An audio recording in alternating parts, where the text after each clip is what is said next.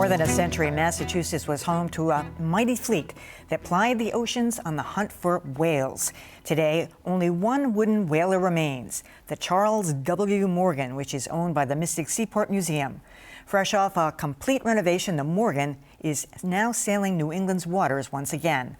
And WGBH News science editor Heather Goldstone is one of the lucky few who got a chance to go aboard. With sails unfurled and a perfect breeze, the crew of the Charles W. Morgan charts a course into Cape Cod Bay.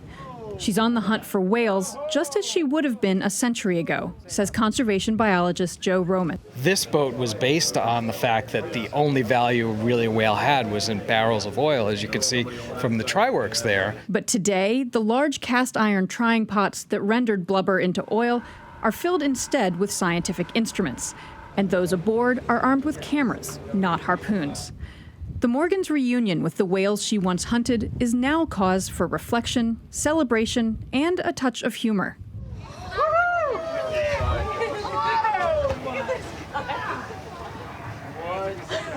I think that was an apology accepted. But lifelong ocean advocate Sylvia Earle says there's no apology necessary. I don't fault those who did not appreciate what we now can appreciate. But the idea today, of course, it doesn't make any sense. First launched in 1841, the Charles W. Morgan was built with a single purpose: to hunt and kill whales on the high ocean. That's something it did for 80 years, until it was retired in 1921. Fresh off a 5-year restoration, the Morgan is making one more voyage, this time in the name of conservation. For those of us that study whales, it's a really interesting look at history. And a lot of the information that came about whales early on was from the whale observers on commercial whaling boats. Today, voyagers launched drifter buoys to track ocean currents that make the bay a rich feeding ground for whales. But Ann DeMonte says there's some information that can only come from whaling. It's kind of funny, but that's how we really know a lot about marine mammal anatomy today. Is those old whalers brought the whales on board and they cut them open, and a lot of times they recorded what they were finding. Today we don't do it that way. In 1972, the Marine Mammal Protection Act made it illegal to kill whales. And that, says Roman, kick-started the modern conservation movement. It wasn't going to be some small organism, the Mussel Protection Act, for example, or the Snail Protection Act. It was the marine mammals because people cared about them. Since then, 60% of whale populations have started to rebound. Still, human activities continue to kill whales. A huge amount of whales die from entanglement in fishing gear. There's also ship strike issue. There's chemical pollutants, noise pollutants, habitat destruction. As for the Charles W. Morgan, it's managed to weather the shift in prevailing winds and public attitudes with grace. The Charles W. Morgan arrived in Boston this week, and it will be open to the public Friday through Tuesday. What a cool thing. I'm jealous you got to go out on that. It was a really incredible experience to sail on that ship. So why are they using an old ship like this to do the science part of it? Well, the science leg was just 3 days, and it's part of the whole theme of this 38th voyage of the Charles W. Morgan, which is to try to extend the ship's legacy. They're tying it back to the original history, but with a modern twist. And so, as I said, there would have been essentially some of the first whale scientists on board these ships, and so now they're kind of taking a modern twist on that. And it's also, of course, an education and publicity campaign. Sure.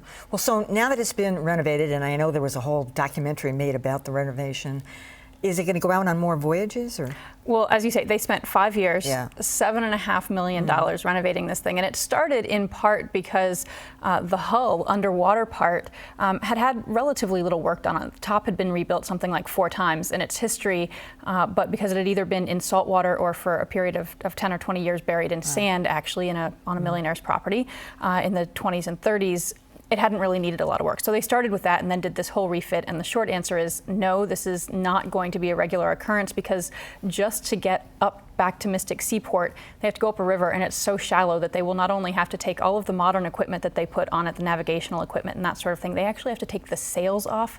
Literally anything that they can pick up and carry off the ship, they have to take it off to make it as light as possible so it can actually get into Mystic, and they'd have to do that in reverse to go back out. Describe for us what it was like on the ship and being under full sail. Did you feel like a pirate? I mean, I think my kids thought I was a pirate for a day. No, it was really quite incredible. And I have to say, I expected a 150-year-old ship, even one that's been renovated, to creak and groan some when you raise the sails and put it under that kind of stress, and it didn't.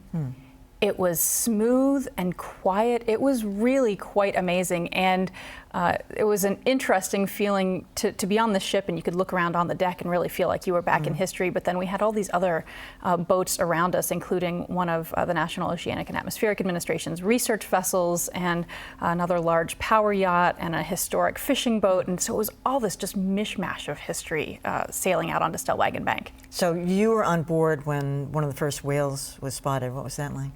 It was incredible. And had you ever seen one? You probably Oh have, yeah, I'd seen whales. This was the first time, though, that the Charles W. Morgan had at least knowingly been next to a whale in almost 100 years. And it was a fairly small minke whale, came up beside us, and I'd have to say the reaction on board was a little more subdued than I expected. I think it was actually a little emotional for a lot of people. That there wasn't a lot of cheering that very first time. It was just kind of a moment of awe and realizing what it meant and what that boat had been. Normally, 100 years ago, they would have been spearing the thing. Yeah, absolutely. Yeah, you know, and at one point, they actually even launched one of the whaling dories, and that was pretty incredible. They, put this over the side, and they went rowing out, and they were out there with the whales. And to think about the fact that, these. In 150 years ago, those 6 people would have been out there. The person steering the boat would have had a harpoon with him and would have been shooting at that whale. And then, of course, what's known as the Nantucket sleigh ride would have taken off as the whale tried to escape, riding in that little tiny dory, and then have to drag it back to talk to some of the folks who were in that boat afterward. And again, they said, if anything, it was just incredible respect for the whalers to realize just how difficult that job would have been. Awful. So they talked about some of the stuff they learned about whales, because of the skeletons and the way they used to take them apart. Yeah, and it's really interesting to me. There was less irony than I expected and a lot more continuity. And one of the scientists, Anne DeMonte, has done a survey of a bunch of her colleagues who study whales, and she said 85% of them say that they regularly use whaling documents in their research now, that really is almost kind of textbook material for whale researchers now to be able to look back at some of that. And there are other interesting ways that there are these connections between the whaling and the science. I mean, we think now one of the major threats for whales is that they get entangled in fishing gear. Yeah. Well, researchers at the Provincetown Center for Coastal Studies down on the Cape have come up with ways to disentangle them. So you see a whale there has that kind of line across its back. Yep. They go up in these small boats, and then they use knives on the ends of long poles. Well, that's essentially a tool derived from whaling. If anybody's interested in this, there's a great piece just recently posted on YouTube.